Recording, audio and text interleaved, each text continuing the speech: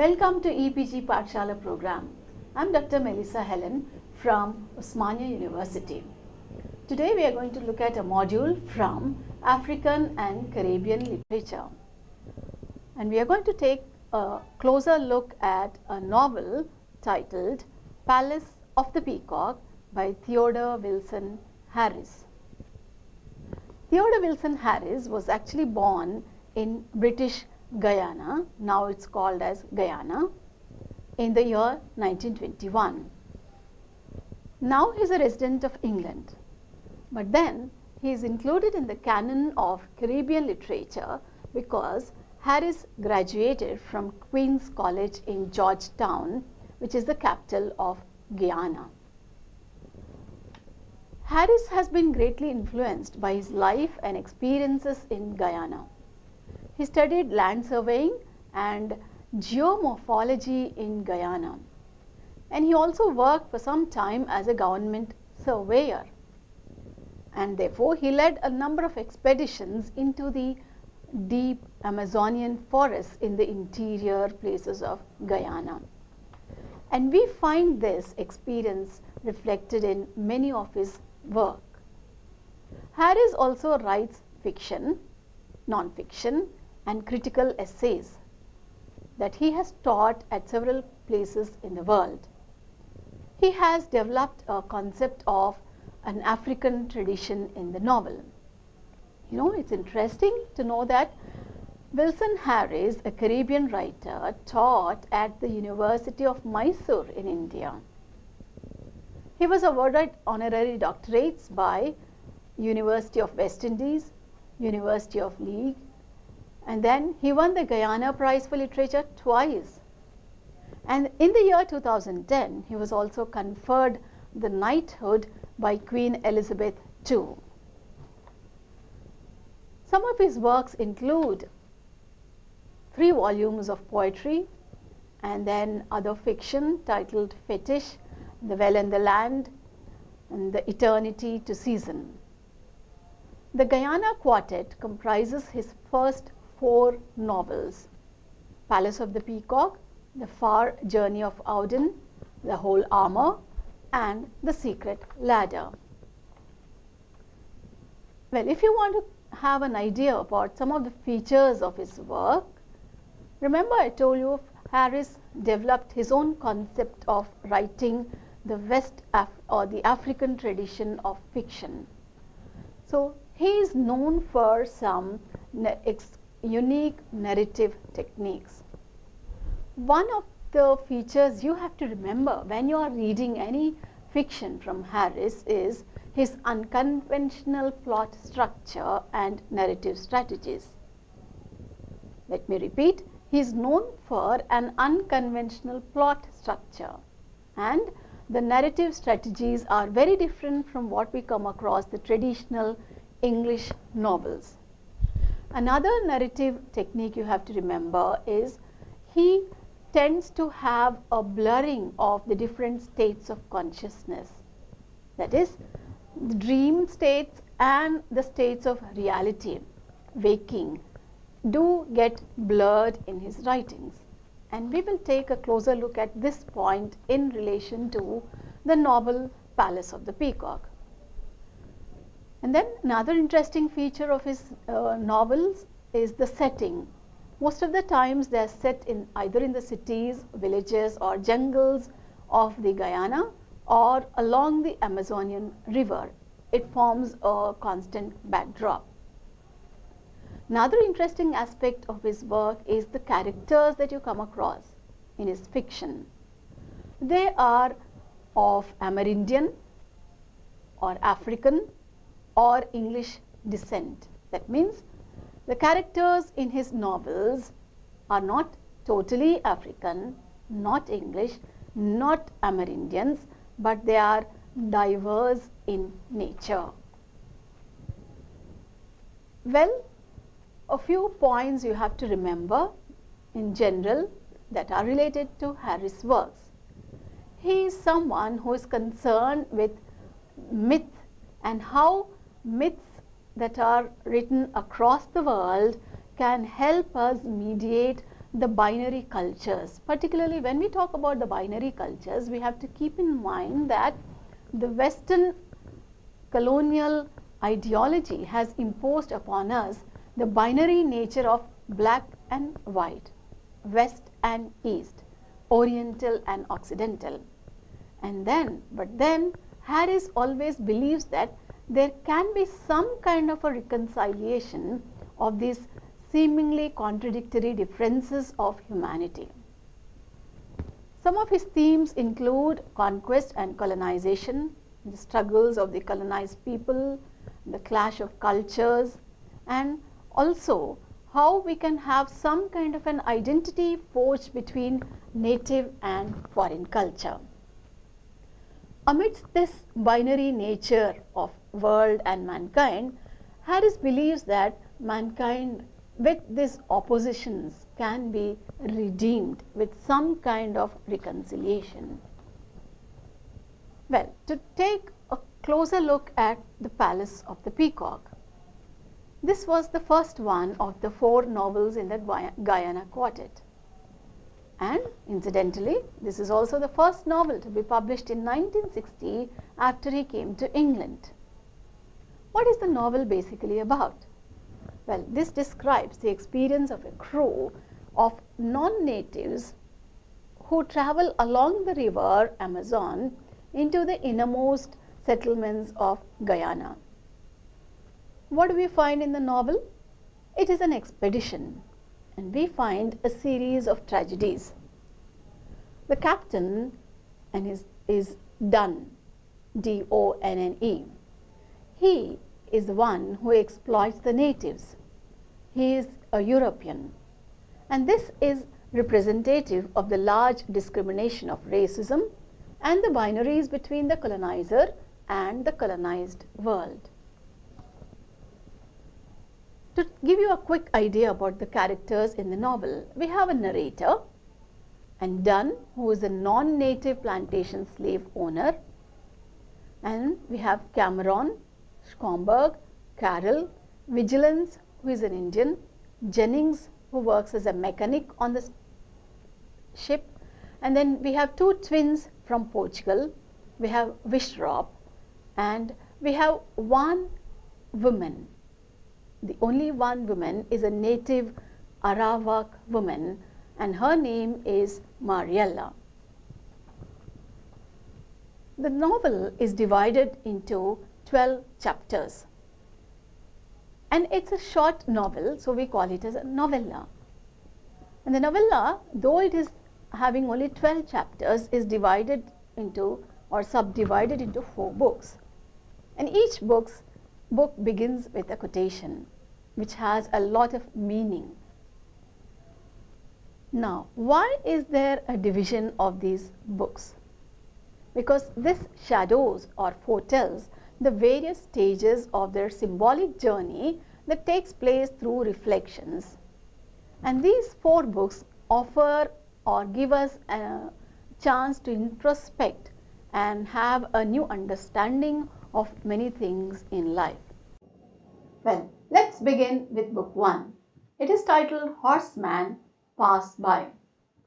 The purpose of the book, basically, book 1, is to introduce us to the plot. What do we find? As I said already, we come across a boat that is journeying up the river through the Guyanese rainforest. And it begins with a dream by the narrator. And in this dream, you come across a horseman who is riding at a great speed, and this horseman is shot to death. And the book also introduces us to the obfuscation or the blurring of the binaries of life and death. The dream of the horseman being shot to death is actually prophetic of the events that unfold on the rest of the journey. This also indicates that Dunne is likely to meet a fatal death at the hands of either the woman or the natives. But then we come across the narrator being woken up from his dream or sleep by an insistent rapping on his door by Dunne. And the narrator now recollects Dunn's wild exploits at school, for which he was eventually expelled. As the narrator recollects, he comes across Dunn's cruel treatment of his mistress. You come across the fact that Dunn has a native woman as his mistress who is ill-treated, who has a lot of bruises and scars all on her body. And then Dunn himself acknowledges that his life was tough. As a plantation slave owner, he tells he has to fight everything in nature. Nature, flood, drought, chicken, hawk, rat, beast, and woman. Dunn reminisces to the narrator their childhood.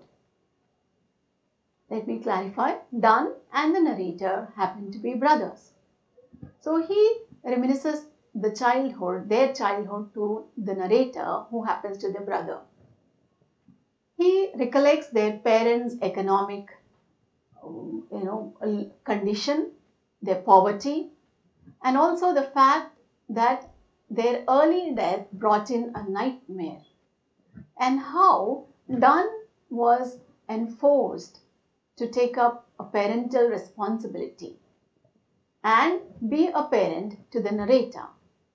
So he tells his brother, the narrator, of his progress as a man when he has learned to rule the savannas or these plantations. Through intermittent states of dream and consciousness, the first book ushers in the story element. That is, basically, Dunn, as a violent taskmaster, he tries to exploit the natives for his avarice. And what is his greed? To build a palace and make a name for himself. So that is how you find the title of the novella, Palace of the Peacock, having some significance right at the beginning. Well, in book 2, which is titled The Mission of Mariella, Mariella is actually a place. So the crew reach the village called Mariella or inside, which is a colony of Amerindians, the locals or the natives. But as soon as Dunn and his crew reach this village, the news of the arrival of Dunn as a slave owner spreads around like wildfire around the colony. And you know what? Before they could tie the boat securely to the bank and then get hold of some slaves to work on the plantation, all the people, the natives, including the young children who had been playing and scrambling near the houses, abandoned the village and run away into the interior parts of the forest. So Dunn and the crew have no option but they spend a night in this village which is deserted. And where do they spend? In their hammocks. So the narrator vividly recalls that every grey hammock was an empty cocoon, as hollow and as a deserted shell. As he sleeps once again, the narrator has hallucinations and dreams in which the narrator encounters some kind of a struggle or a tussle with strange bees. In the uncertain grey light, the grey light always is obfuscating whether it's grey light in his mind or dream or is it reality. So he was wondering whether it was a dog or a horse, the beast that he was fighting with in his hallucination. But then it appears to be a half wolf, half donkey. It is neighing and barking. As he attempts to mount on this beast suddenly shrinks into a half woman and half log. And the narrator raises his hand to cajole its aging, soulful face. Later we learn that Dunn and Da Silva's twin, one of the twins that I referred to among the characters, are successful in finding someone to guide them to the interior of the jungle. You see, these are not natives, so they wouldn't know where these natives had disappeared and how to really get in touch with them and force them back to be their slaves. So Dunn almost brings or forces an old Arawak woman to be their guide because she is the only woman available in the village, which is deserted by everyone. As his brother, that is the narrator, looks at Dunn, he wonders at the picture that Dunn presented of himself. Dunn looks like an apparition, a ghost, with his eyes sunken, and he appears to be impatient in rage. But at the same time, he is burning with the intensity of horror and ambition. So when he brings this Arawak woman, old wrinkled woman, to be their guide, he addresses the crew to begin the journey. This echoes or reminds us of The Heart of Darkness written by Joseph Conrad, where a similar theme is dealt with. Now this woman, the old Arawak woman, who is their only hope of helping them to find where the villagers disappeared into the forest, she tells them that if they take a 7-day journey up the river, they will be able to find the natives. But then one of the crew members, Schomburg, is the first one to really understand the risk and the imminent danger involved in the search. Jennings also warns them that they were fortunate in reaching the village, and this would be a really bad time of the year to go up on the river. So some of the crew were divided in not really considering it as an appropriate time. However, despite the mixed reactions from the crew, Dunn forces to start on the mission in search of the natives. The third book is aptly titled as The Second Death. The crew that was earlier fortunate in escaping the first death on their journey to this village Mariella is now embarking on the most challenging mission on this 7-day trip up the river. The third book is also the longest one of the novel, and it reveals their struggles up the stream. And it also records the death of a number of the crewmen through the straits of memory. This book gives details about Carroll, one of the crew members, and his family. You come across a lot of personal incidents. The readers are introduced to a new member of the crew, that is the old Arawak woman. Let me read how Harris describes this woman. She sat, I quote, crumpled looking, like a curious ball, old and wrinkled, as a bowing statue. The stillness and surrender of the American Indian of Guyana. She belonged to a race that neither forgave nor forgot, unquote. So after the first day of their journey, the dreaming narrator and the crew are caught in between memory and wakefulness, dreams and reality. As the novel continues in the voice of an omniscient narrator, we find the crew is caught up in the sudden dreaming fury of the stream. That is, the stream suddenly becomes, the river becomes very, very violent and the river is agitated. It is so disturbing that the river appears to be a combination of an earthquake and a volcano. And this fills them with terror. Maybe in our times, in our situation, we might consider it like a tsunami. They enter a particular place called War Office Rapids up the river. And then each begins to wonder looking at the storm that is raised on the sea, they wonder who the Jonah is. Well, if you don't know what the meaning of Jonah is, refer to the book of Jonah in the Bible. Jonah is a prophet who is asked by God to go into a particular country, but then he disobeys God, and so God sends a terrible storm. So in this context, because of this heavy storm, all the crew members are wondering who Jonah is and whose mistake it is that they are caught in this violent storm. And then everybody wonders and begins to suspect Dunn as Jonah, because he is the one who can be blamed for capturing this woman who is almost like a witch. The first tragedy strikes when Carol, the youngest of the crew, gets up to help steer the boat, because it's a very, very difficult, strenuous time. So as he's trying to steer the boat in the best possible manner, he slips and falls into the water and dies.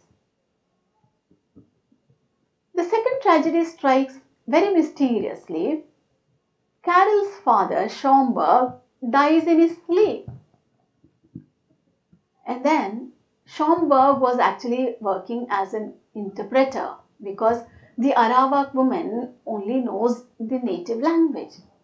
And Schomburg's death leaves them at a loss, because they cannot communicate with the Arawak woman for further directions.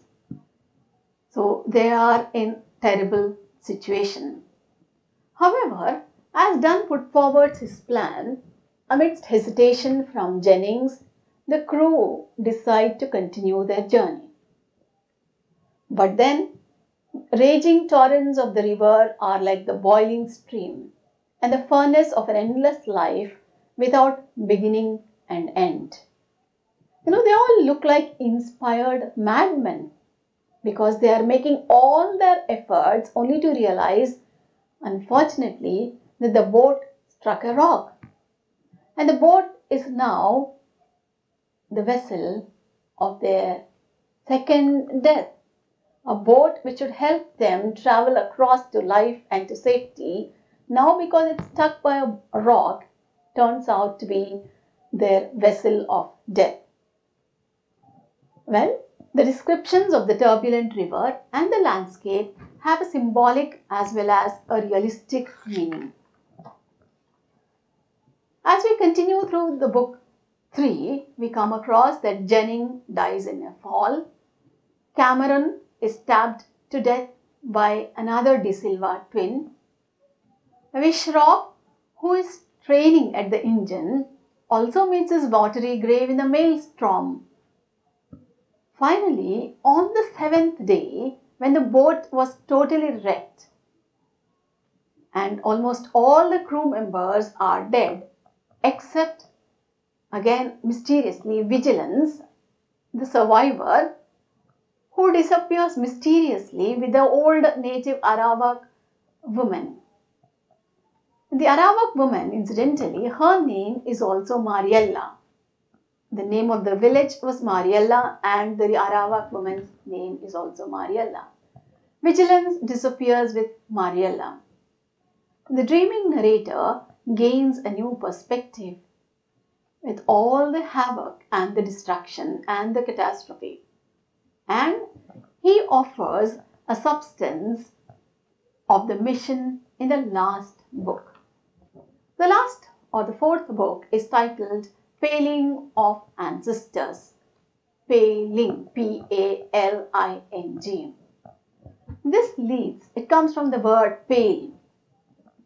This leads us into a confused state, because the journey and the dream both advance to a conclusion. What is a conclusion to a journey in which almost everybody has lost their life? Amidst vision, Dunn enters the palace that he was hoping to build. As he enters his monument, he realizes that nothing had any significance, And his dreams of building a palace and making a name for himself, his conquest, was actually a threadbare as the clothes of the woman in his vision. That is, he has a vision of a woman. And then he realizes that all his life he loved no one but himself. And then he also realizes that his journey and his life was nothing but a fantasy.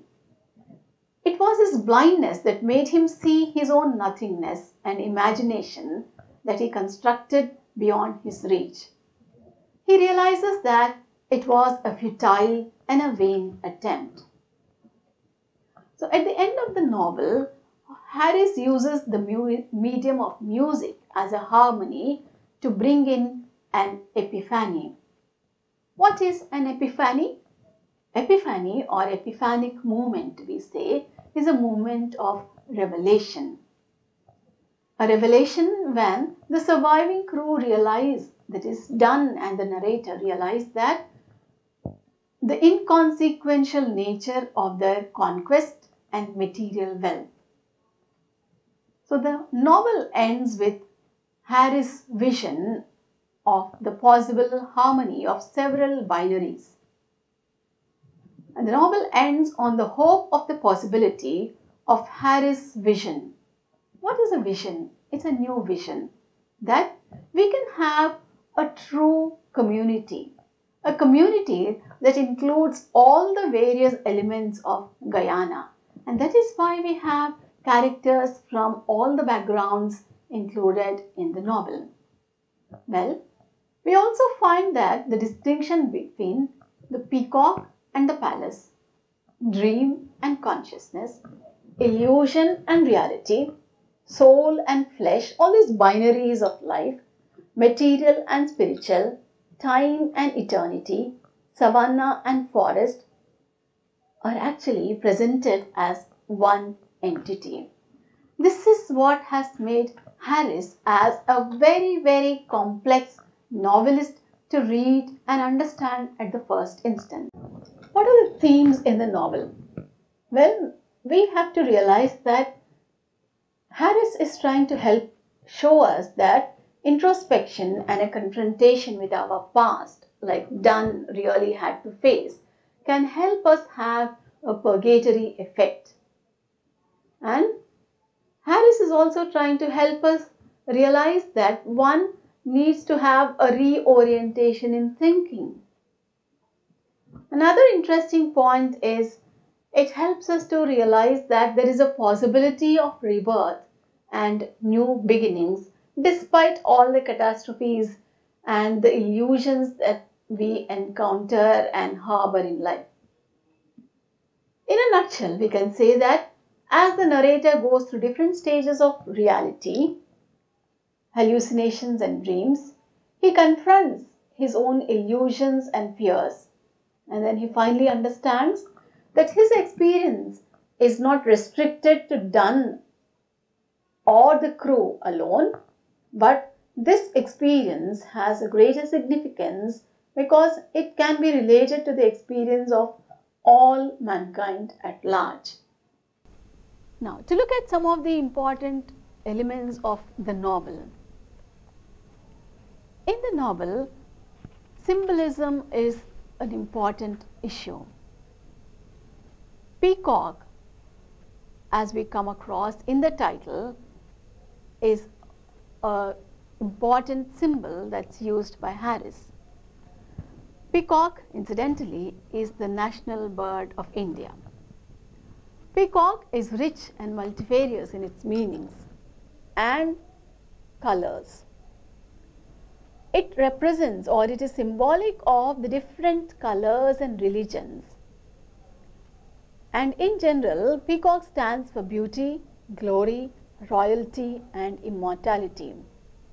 The fact that the rich and the multiple colors of a peacock make it beautiful tell us or present to us Harris' vision of a unified society. It is not the whites or it is not the blacks, but it is the Arawak, the native, the Amerindians, the French, the British, the Indians, all these of different hues and colors and natures and nations, which create a unified society and the world at large. And Peacock also, the symbolism, helps us to have an understanding, a better understanding of the world at large. So Harris is trying to use the symbol of a peacock to help us realize that we need to have an integration. Today we are all fighting for so many minor small differences. But then Harris has a wonderful vision of arguing for the integration of all the sections and all the races of the world in general, and more so particularly in Guyana, because there are a lot of indigenous groups and tribes and different people in Caribbean and Guyana.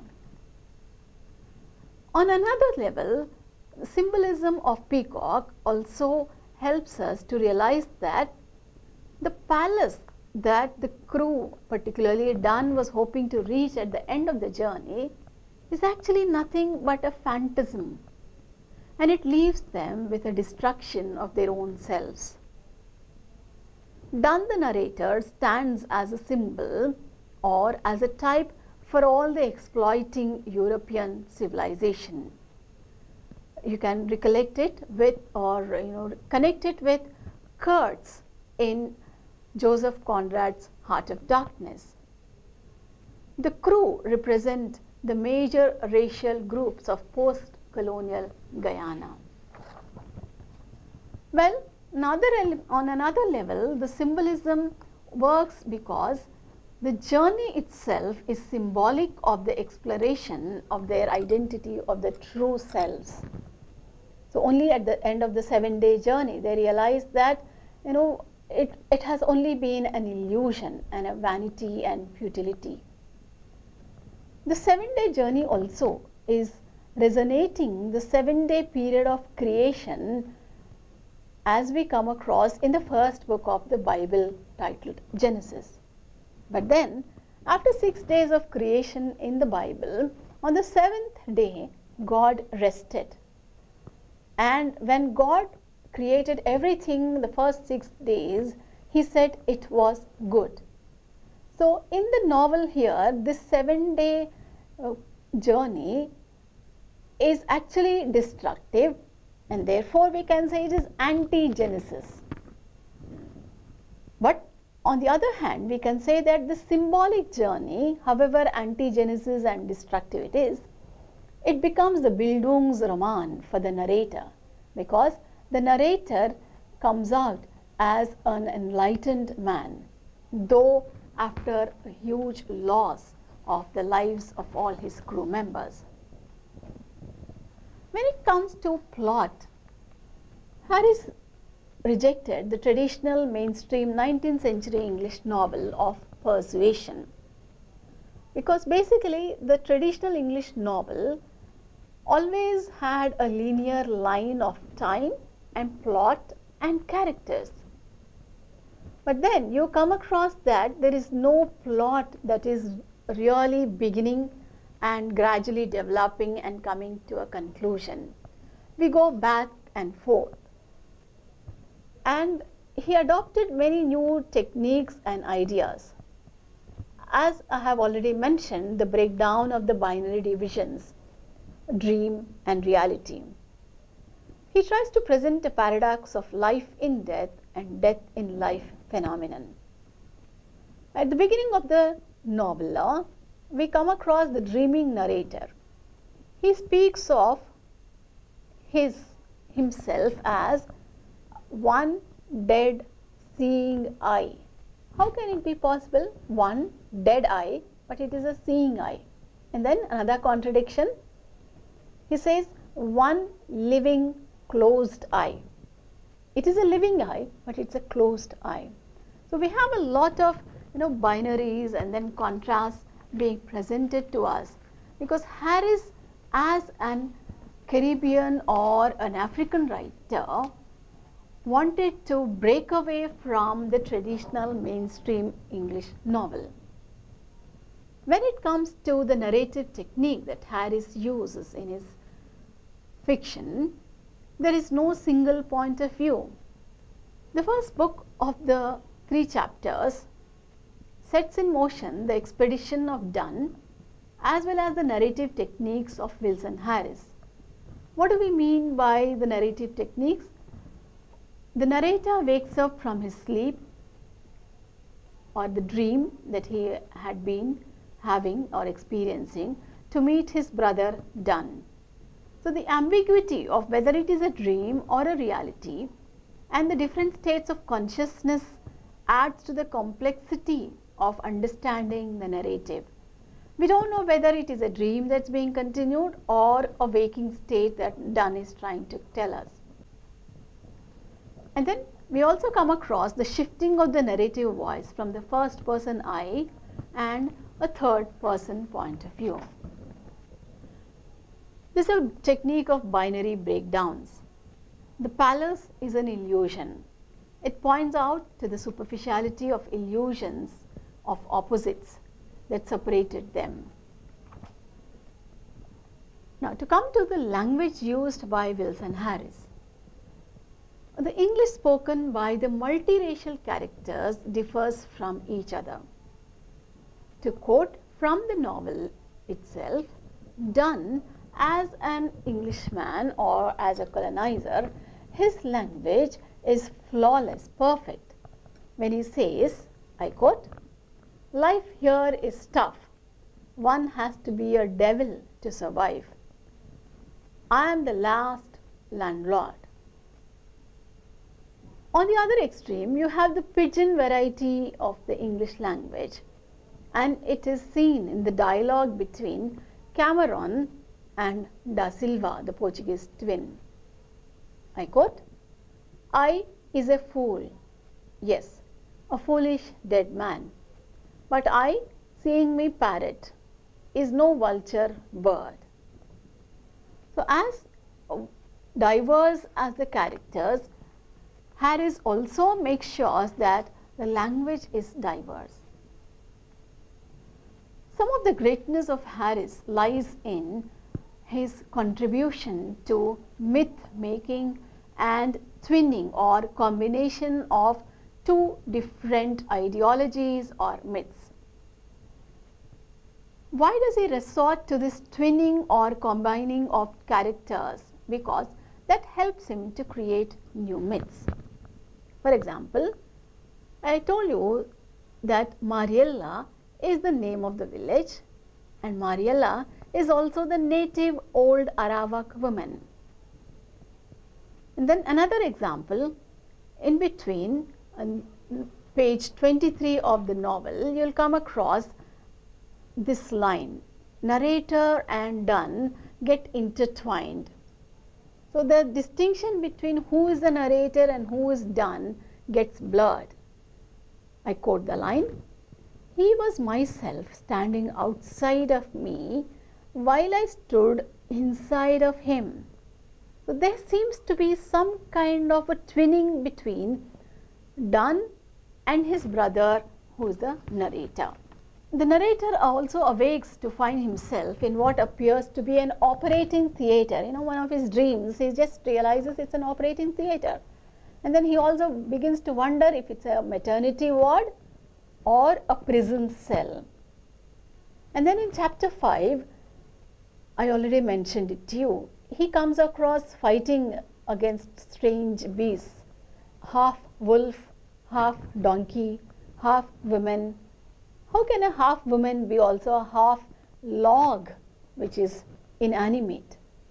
Dunn, the leader, utters a loud cry and tries to bring back the dead crew to life.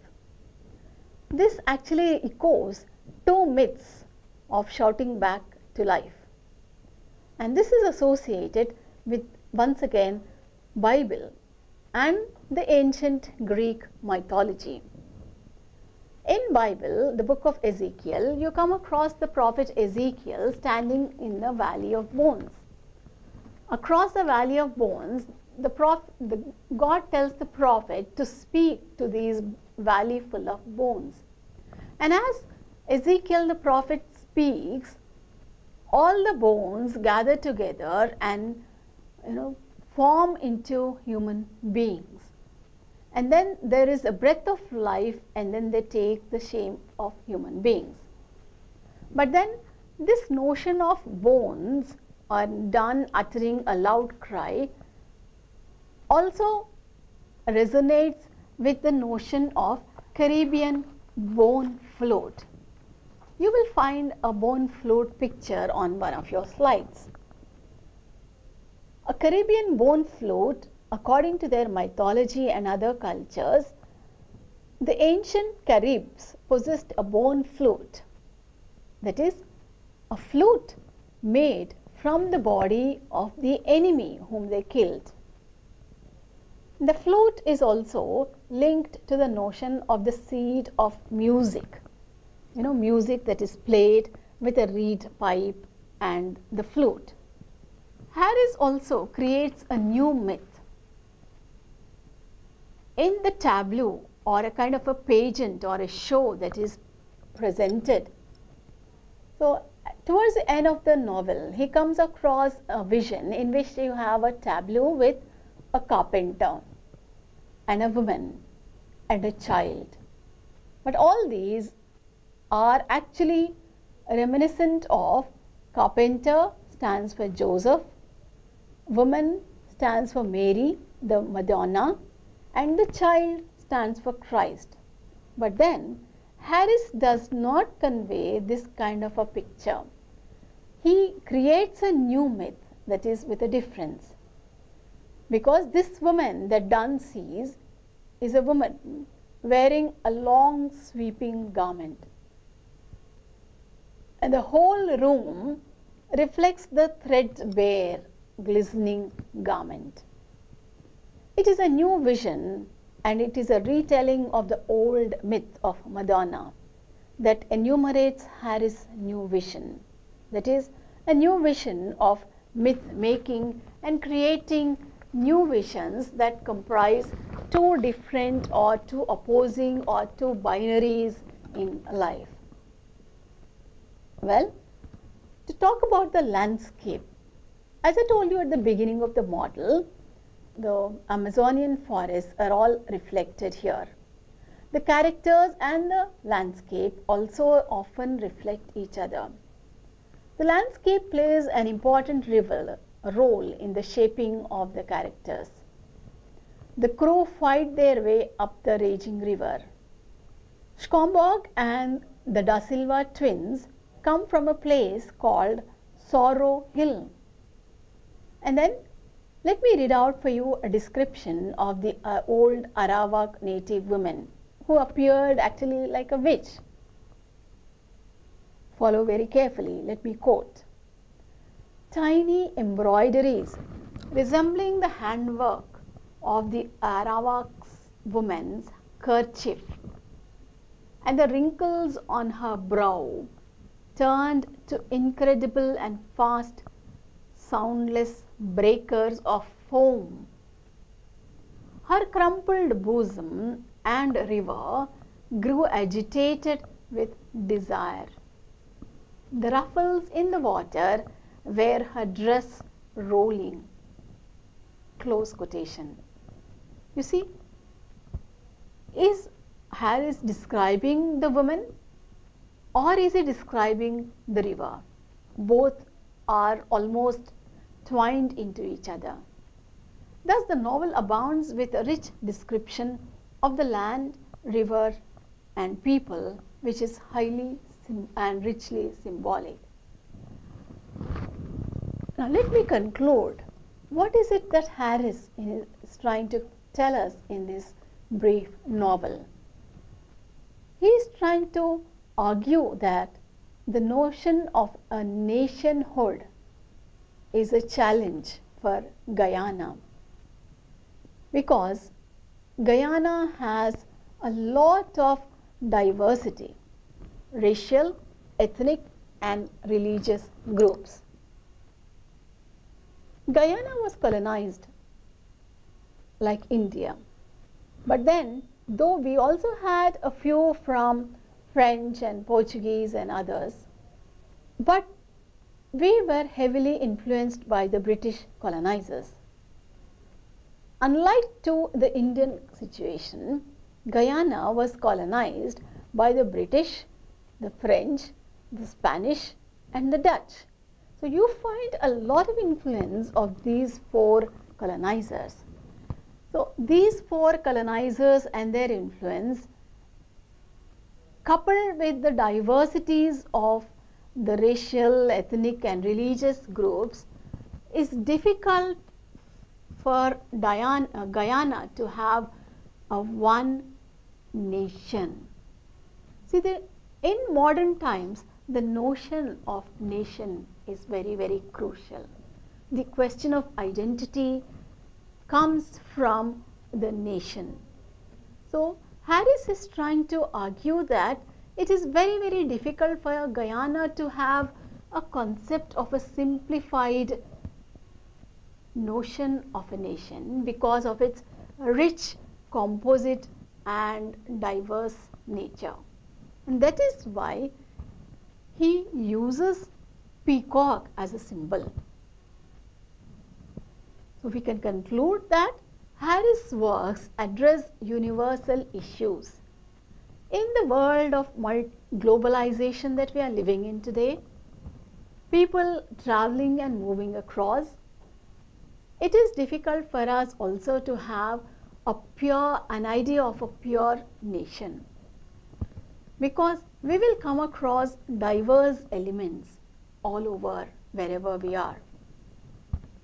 So Harris' work does have a lot of relevance and application to us even today, because Harris addresses issues that are universal, particularly in the modern LPG world of liberalization, privatization and globalization, where we have multiculturalism. And he tries to convey a positive and a life-affirming outlook by emphasizing that all the superficial nature that is divided on the basis of race, color, ethnicity, religion and culture can actually undergo a metamorphosis and become a unified composite structure. Not one single entity, but a composite unified culture. And then Harris is also trying to convey to us that, like his protagonist, we all have to realize that in this modern world, whatever we chase at times as ideal might end up only as a phantasm, and we might be coming across whatever our achievements as something highly insignificant at the end. So we have to make sure that, unlike Donne, we should not live for ourselves.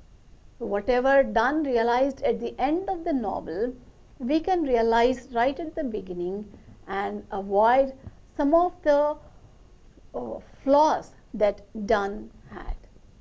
Thank you, and I hope you have enjoyed listening and learning from this module.